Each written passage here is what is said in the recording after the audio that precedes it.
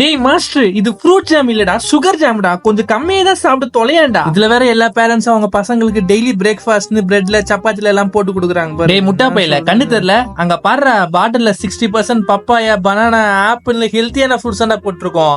சுகர்னு சொல்ற வெண்ணெய். ஓ அப்படியா? எஃப்எஸ்எஸ்ஐயோட ரெகுலேஷன் படி எந்த இன்கிரிடியன்ட் அதிகமா இருக்கோ அதுதான் ஃபர்ஸ்ட்ல போடணும். ஆனா உன் பாட்டில் எதுக்கு ஃப்ரூட்ஸோட சுகர் தான் ஃபர்ஸ்ட்ல இருக்கு? அது ஏதோ தெரியாம போட்டிருப்போம். தெரியாம போட்டிருப்பீங்களா? யாரா இவன் அடிங்க.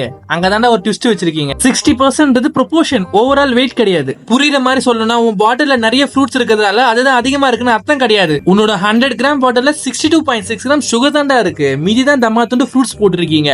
இதை படிச்சவங்க கூட பார்க்கும்போது 60% ஃப்ரூட்ஸ் தான் இருக்குன்னு நினைச்சு ஏமாந்துருவாங்கடா. வேற லெவல்ல குழப்பி வச்சிருக்கீங்கடா. என்ன கொஞ்சம் ஃப்ரூட்ஸ் போட்டிருந்தாலும் 100% ரியல் ஃப்ரூட்ஸ் போட்டுரும்ல, அதை பார்க்கணும்டா.